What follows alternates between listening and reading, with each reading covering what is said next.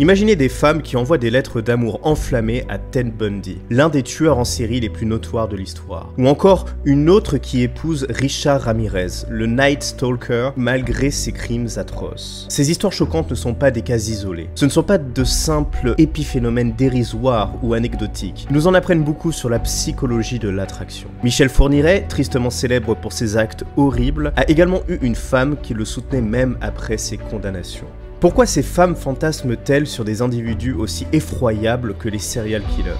C'est une question qui transcende la simple curiosité morbide pour toucher des mécanismes psychologiques et sociaux profonds. Laissez-moi vous plonger, je vous le prie, dans les tréfonds de l'attraction féminine, dans ses désirs inavouables mais pourtant réels. Ceux que personne n'aurait pu deviner si on ne lui en avait point parlé. Avant d'entamer l'analyse de cette fascination, il est crucial de clarifier un point fondamental. Nous ne parlons pas ici de toutes les femmes, mais de certaines femmes. Généraliser ces comportements sensationnels pour les attribuer à l'ensemble de la population féminine est une arnaque courante parmi les prétendus adeptes de la Red Pill. Une manière simpliste et erronée de justifier leur propre échec en matière de séduction. Voici ce que se dit l'homme manquant de substance et de solidité. Ce n'est pas de ma faute si je n'ai pas de femme, c'est parce que les femmes sont horribles.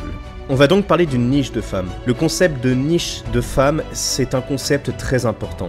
J'y reviendrai en fin de vidéo, restez bien jusqu'à la fin. En revanche, et osons le dire, ces patterns d'attraction de certaines femmes envers les serial killers révèlent plusieurs dimensions extrêmement profondes sur la psychologie féminine. Et c'est en cela que le sujet est si intéressant, au-delà de la curiosité morbide. Allez, c'est parti, laissez-moi vous exposer mon analyse.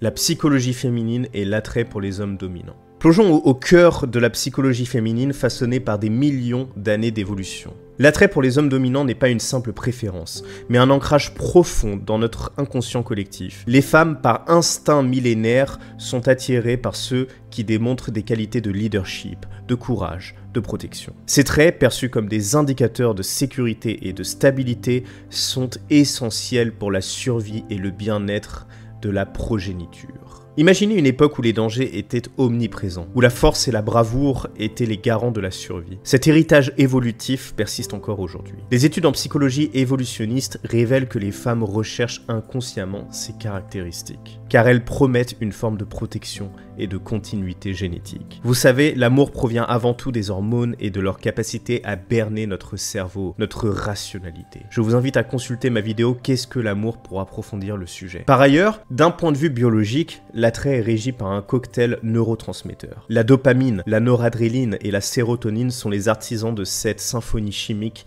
qui orchestre l'excitation du désir. Lorsqu'une femme rencontre un homme perçu comme dominant, son cerveau s'illumine sous l'effet de ces hormones, rendant l'interaction intensément gratifiante. La dopamine, souvent appelée l'hormone du bonheur, joue un rôle central dans le circuit de la récompense du cerveau. Elle est libérée en grande quantité lors des interactions avec des hommes puissants, créant une sensation d'euphorie et d'excitation. La noradrénaline, quant à elle, accentue cet état d'éveil et de vigilance, amplifie l'attrait pour le danger et l'inconnu. Par ailleurs, les normes culturelles et les attentes sociales jouent également un rôle significatif. Dans de nombreuses cultures, la masculinité est associée à la force et à la domination, des traits qui sont souvent valorisés et recherchés. Allons, je vous le prie, un peu plus en profondeur et un peu moins en généralité. L'attirance pour le danger et l'interdit.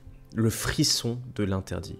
Le danger exerce une fascination intemporelle. Les serial killers incarnent le danger ultime, un tabou sociétal. Pour certaines femmes, cette transgression des normes sociales est irrésistiblement excitante. Elles sont attirées par l'interdit, le frisson de côtoyer l'extrême, comme une danse sur le fil du rasoir. Le danger éveille des sensations oubliées, des pulsions enfouies au plus profond de notre être. J'expose souvent que l'homme charismatique, c'est celui qui transgresse l'ordre établi, celui qui ose, qui n'a pas peur d'offusquer, de s'affirmer. Les femmes étant particulièrement excitées par les émotions, ce type d'homme haut en couleur leur en procure par essence. La simple présence de cet homme grandiose, si on peut le dire ainsi, est source de sensations fortes. Il n'y a rien de pire qu'un homme mou, ordinaire, médiocre, interchangeable. Et ces criminels, aussi affreux soient-ils, se trouvent fort éloignés de ce schéma. L'attrait pour le risque est entré dans notre psyché. Ces femmes recherchent l'adrénaline que procure la proximité avec le danger. La vie routinière devient fade et elles cherchent des émotions fortes, même si cela signifie flirter avec le danger mortel.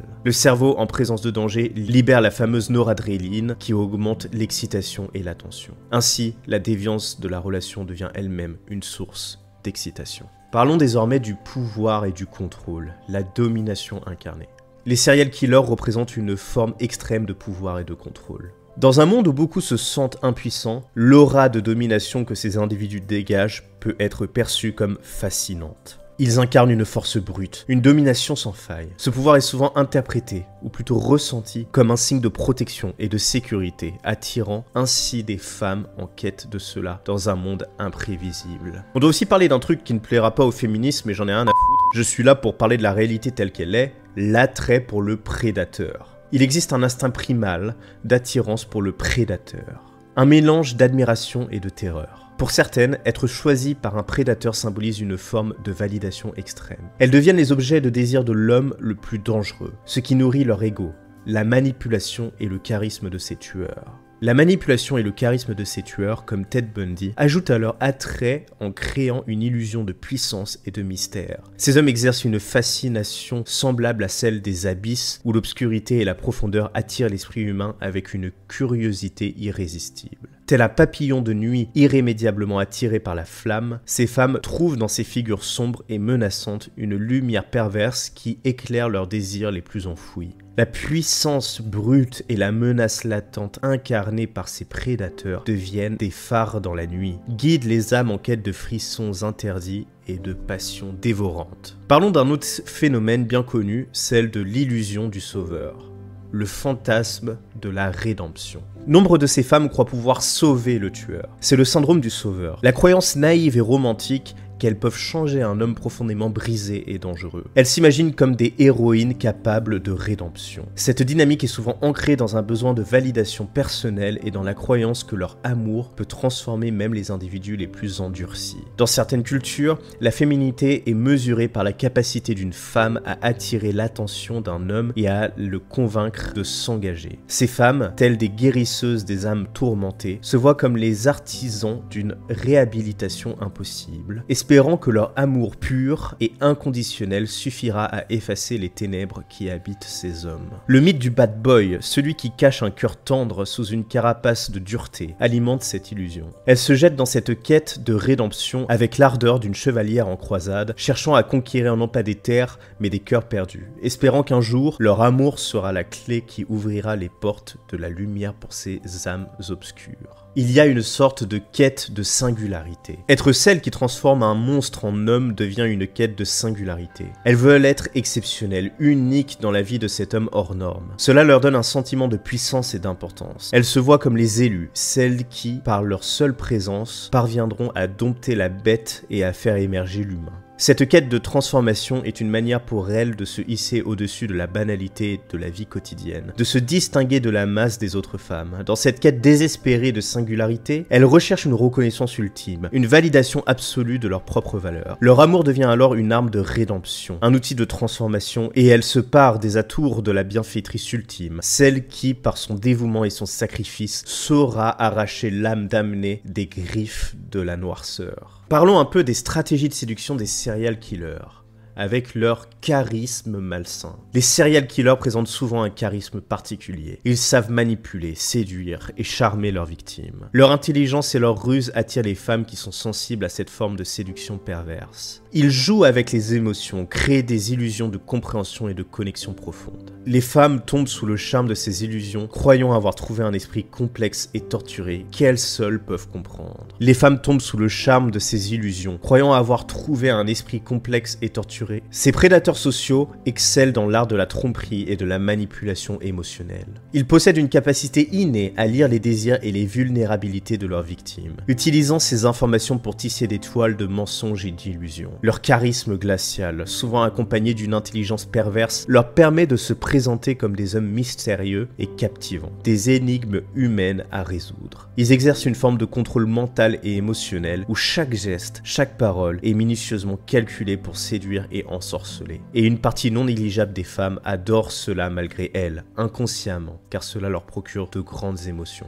Leur capacité à se fondre dans la société, tout en menant une double vie, ajoute une couche supplémentaire de fascination. Ils sont des caméléons sociaux, capables de se présenter comme des citoyens exemplaires, tout en abritant des ténèbres profondes et insondables. Ce contraste entre l'apparence et la réalité crée une tension palpitante, une dualité qui attire irrésistiblement celles qui cherchent à percer le mystère de l'âme humaine. Pour ces femmes, comprendre et apprivoiser un tel homme devient un défi exaltant, une aventure psychologique où l'amour et le danger s'entrelacent dans une danse macabre. Il y a aussi l'idée de la projection et des fantasmes. Ces femmes projettent leurs propres fantasmes et désirs sur les serial killers. Elles imaginent des traits et des qualités inexistantes, façonnent une image idéalisée de l'assassin. C'est une forme de construction mentale où le monstre devient un héros romantique. Elles créent une fiction où le danger et la séduction se mêlent, un récit intime où elles seules peuvent percer les secrets de l'âme torturée de leur héros noir. Je vous le dis tout le temps, les femmes aiment rêver. Et dès que la séduction commence, elles se font des films. Et être capable de créer cet aspect cinématographique dans leur tête est un atout incroyable des serial killers. Le psychopathe, avec sa complexité apparente et ses mystères insondables, devient le canevas sur lequel elles peignent leurs propres aspirations et désirs inassouvis. L'aura de mystère qui entoure les serial killers ajoute à leur attrait. Le mystère est séduisant. Il laisse place à l'imagination et au fantasme. Plus ils sont inaccessibles, plus ils deviennent des objets de désir intense. La fascination pour l'inconnu et l'inexplicable les pousse à vouloir comprendre la noirceur qui les entoure. Tel un puits sans fond, ces hommes mystérieux et inaccessibles incitent à l'exploration. Chaque secret découvert, chaque nuance de leur personnalité sombre révélée nourrit le désir et l'obsession de celles qui cherchent à déchiffrer l'énigme de leur être. Le mystère devient un labyrinthe dans lequel elles s'égarent volontiers, espérant trouver au cœur de ces ténèbres une lumière rédemptrice. Enfin, on a les facteurs psychologiques et culturels. L'immaturité et le désir du bad boy. Certaines femmes, en particulier les plus jeunes, sont attirées par l'image du bad boy. Cette attirance pour la déviance peut déclencher la libération de noradrénaline dans le cerveau, augmentant ainsi l'excitation et l'attention, comme on l'a dit précédemment. Cette déviance est perçue positivement, transformant l'interdit en une source de stimulation. L'attrait pour le bad boy est souvent enraciné dans une quête de frissons et de défis. Une manière de se démarquer de la conformité et de l'ordinaire. Les bad boys incarnent une liberté rebelle, un rejet des normes et des contraintes sociales, ce qui les rend d'autant plus séduisants pour celles qui cherchent à échapper à la banalité du quotidien. La figure du bad boy devient ainsi un symbole de passion et d'aventure, promettant des émotions intenses et une vie hors du commun. Parlons également de l'hybristophilie. Bien que le phénomène de l'hybristophilie ou l'attirance sexuelle pour ceux qui commettent des crimes soit un facteur, il ne représente qu'une petite partie de la psychologie derrière cette fascination. Selon la criminologue Melissa Hamilton, l'excitation sexuelle liée à ce phénomène ne concerne qu'une minorité des cas. L'hybristophilie peut être vue comme une manifestation extrême de la recherche de l'interdit et du dangereux. Les femmes attirées par ce type de relation cherchent à explorer les limites de la moralité et de la sécurité, se plongeant dans des dynamiques où la peur et l'excitation se confondent. Cette fascination pour le criminel est souvent nourrie par des fantasmes de domination et de soumission, où l'homme dangereux incarne à la fois la menace et la protection ultime. Par ailleurs, beaucoup croient qu'elles peuvent changer cet homme, qu'il est simplement mal compris ou victime d'une enfance malheureuse. Cette croyance que leur amour peut transformer même les hommes les plus dépravés est un puissant moteur psychologique, comme on l'a expliqué un peu plus tôt. Enfin, et ironiquement, certaines femmes voient les serial killers emprisonnés comme une option de relation sûre et contrôlable. Elles savent que ces hommes ne peuvent pas leur faire de mal, ce qui leur donne un faux sentiment de sécurité, tout en leur permettant de fantasmer sur leur potentiel danger. Ce paradoxe de sécurité dans la dangerosité révèle un besoin profond de contrôle et de maîtrise sur une situation autrement terrifiante. En entretenant une relation avec un tueur incarcéré, elles peuvent satisfaire leur désir de frisson et de passion, sans risquer les conséquences physiques immédiates. Cela leur permet de vivre une relation intense et émotionnellement chargée dans un cadre où les règles du jeu sont claires et définies, offrant un équilibre pervers entre danger et sécurité. En somme, les raisons pour lesquelles certaines femmes fantasment sur les serial killers révèlent des aspects fascinants et troublants de la psychologie féminine. Elles sont attirées par le danger, le mystère et l'illusion de pouvoir sauver l'homme brisé. Cependant, il est crucial de rappeler que ces comportements sont loin de représenter la majorité des femmes. La plupart des femmes savent faire la part des choses entre fantasme et réalité. La plupart rêvent de relations saines et normales. La fascination pour les hommes dangereux reste une exception, mais qui en dit en réalité quand même beaucoup sur la psychologie féminine. Tout est une question de nuance. Chaque personne est unique, y compris les femmes. Il ne faut donc pas généraliser, mais en généralisant des patterns, on peut penser et mieux comprendre même l'individu. Je vais finir sur la logique de trouver sa niche de femme pour l'homme qui est en galère. La dernière fois, je parlais des hommes africains que j'avais observés en Ukraine. Donc, comme je disais, c'est un pays qui est globalement raciste, pas tout le monde, mais globalement, mais que les hommes africains arrivaient à trouver la niche de femmes ukrainiennes qui fantasment sur l'homme africain, ce qui fait qu'ils étaient toujours accompagnés de femmes. Et là, c'est la même logique finalement pour les serial killers. D'accord ? La plupart des femmes vont refuser de sortir avec un serial killer. Mais ils ont une niche de femmes qu'ils savent activer. Enfin, ils n'ont pas besoin de savoir l'activer puisqu'ils deviennent connus. Et en fait, c'est la même logique pour tous les hommes. Il y a les hommes intelligents, il y a les hommes un peu ronds, il y a les hommes... Bon, être très beau, c'est pas une niche, c'est universel. Mais il y a une niche de femmes pour la plupart des hommes. Ce que je dis souvent, c'est ce qu'il faut savoir, c'est trouver sa niche et être capable de cibler les femmes qui correspondent à cette niche. En réalité, c'est bien plus important que les phrases d'accroche et toutes ces conneries. Cibler une femme dans sa niche de femme est l'élément fondamental pour trouver des femmes qui s'intéresseront à vous. À ce propos, j'ai rédigé un e-book d'une 30aine de pages que je vends 3,99 €. Il détaille profondément les logiques de ciblage et expose différentes catégories de femmes. Laissez-moi vous lire un passage sur la chieuse parce que je trouve que c'est le passage le plus drôle et en même temps le moins important parce que je le donne quand même gratuitement. Je suis un petit peu fatigué, comme la dernière fois je vais faire lire par la voix IA. Donc on se retrouve juste après. Salut, c'est la voix IA. Je vous ai manqué ? Laissez-moi vous présenter l'art de cibler les femmes. 1.4. Définition sociologique de la chieuse. La chieuse est un spécimen sociologique bien connu dans le monde de la séduction.